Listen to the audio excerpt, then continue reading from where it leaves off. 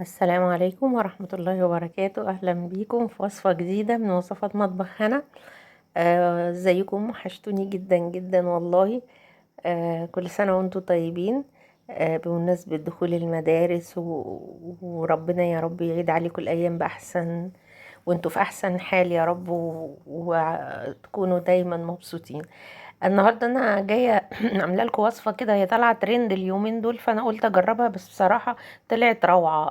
الليمون، تخليل الليمون بالعصفر، سريع جدا تكليه في خلال ثانيه واحده من بعد ما تخلليه. ازاي؟ تعالوا نشوف بقى مع بعض الجمال ده. بصوا منظره، بصوا جماله، حلو جدا وبتاكل بقى جنب الاكل المصري بتاعنا الجميل ده.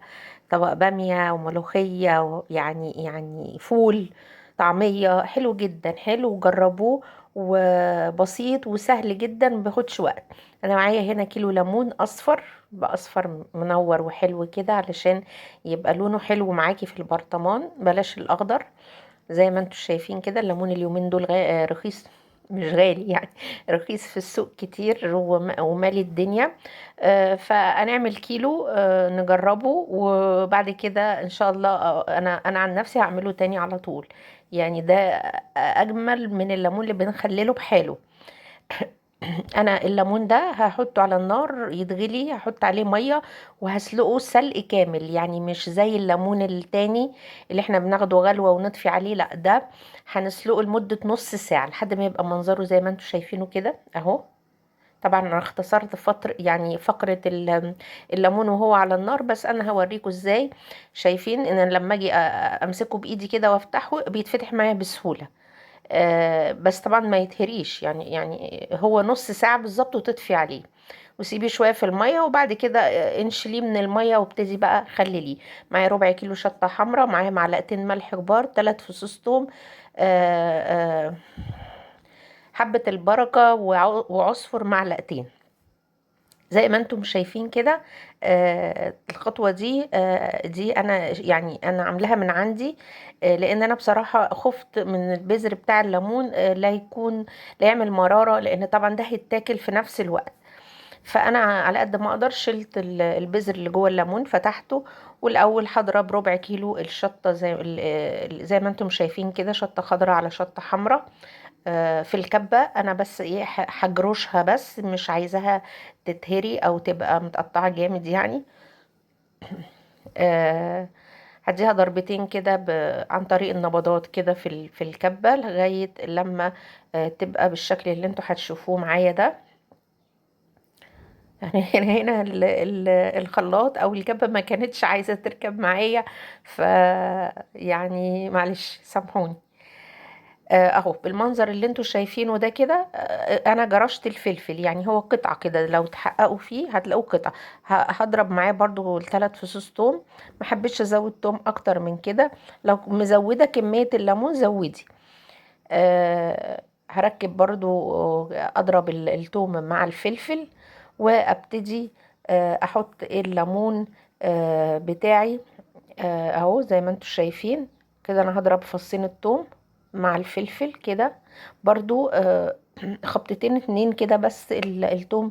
انا عايزه التوم بس يتكسر كده معايا في الكبه، مش برضو يتفرم، بس يديني الريحه. وهحط بقى الليمون اللي انا فتحته وشلت منه البذر. بصوا، هو في الترند ما بيحطوا الليمون على طول بعد السليق، بس انا بصراحة قلقت من الليمون، من بذر الليمون، عشان ما يعملش مرارة في البرطمان. هنحط معلقتين ملح كبار، وهنحط معلقتين العصفر، ومعلقتين حبة البركة. في مكونين انا نسيت اقول عليهم. ببشر جزرتين معايا، او جزر حسب الكمية، يعني هو كله هيتغمس مع بعض يعني، زي ما انتم شفتوه في اول الفيديو كده، كله بيندمج مع بعض. وبحط كام عود كرفس، لو فريش او جاف او في الفريزر. انا كان عندي في الفريزر وحطيته، فانا اسفة يعني، ما انا ما صورتش مقطع الكرفس والجزر دول. بس دي حاجات بتزود القيمة الغذائية وبتفرق في طعم الليمون ده. فهنضرب كده، يعني انا طبعا الكبة كانت اتملت، فانا بكمل. بس ايه، لما اتضربت هبط شوية الليمون اكمله، واديله ضربة كده تاني، وبس كده خلص معانا الليمون زي ما انتوا شايفين كده.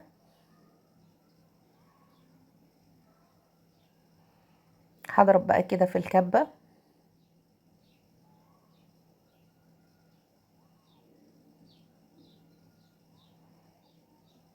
الليمون بقى بعد لما بيتسلق بيبقى، يعني لو كانش السكينة حامية قوي بيبقى صعب عليكي، صعب معاكي في قطعه، لان بيبقى طري.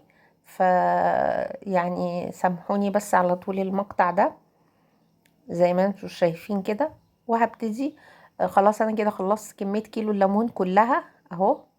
هبتدي بقى، معلش كده انا هنا خبطت الكاميرا. هبتدي اضرب ال الصوص اللي كان بينزل مكان تقطيع الليمون، ما كنت بشيل البذر فحبيت ارجعه تاني في الكبة. وهبتدي اضرب برضو عن طريق النبضات، انا مش عايزاه يتهرس، انا عايزاه يتقطع بس كده. بس كده هو زي ما انتوا شايفينه في الكبة اهو. بصوا بصوا الجمال، حلو قوي قوي قوي.